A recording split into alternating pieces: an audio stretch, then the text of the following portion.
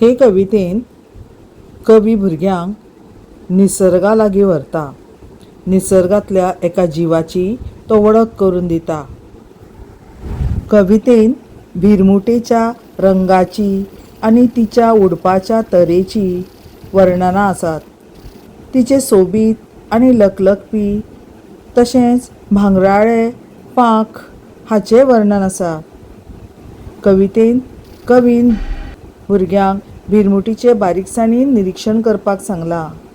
जशें तिचें तोंड गोलाकार आनी दोळे नाजूक आसात, तशें तिची शेपडी लांब आसा. भुरग्यांक तिचे पांय मेजपाक सांगल्यात आनी तिचे पांय इल्लेशे आसात हें बी सांगलां. दोन इल्लूशीं भुरगीं तिचें निरीक्षण करतात. तिका पळयता आसतना तिका धरपाचो यत्न करतात, पूण धरूंक वतात तेन्ना ती भिरमुटी एकदम उडून पयस वता. निमाणे भुरग्यांक समजता की भिरमुटी खूब नाजूक आसा, म्हूण तिका धरूंक फावना, तिका इजा करूंक फावना आनी आपल्या मनांतली तिका बंद करून दवरपाची इत्सा आमी सोडून दिवंक जाय. भुरग्यांनो, हे जीव खूब नाजूक आसतात आनी त्या खातीरूच आमी तांकां धरूंक जायना, बांदून दवरूंक जायना.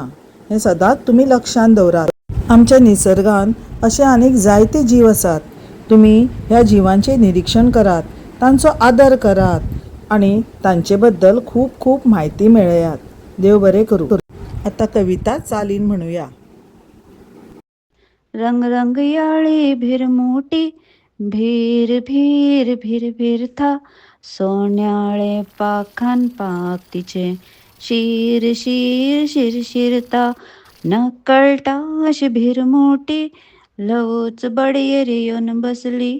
धरपाक हात मुखार केल्यार उडून पयस पयस गेली.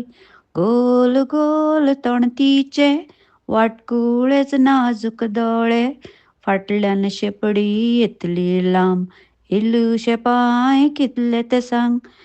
नाजूक सोबीत भिरमुटेक पळयत रावन दिसता म्हाका. तिका धरपाचे पिशे आता हांव सामकें सोडून दिता.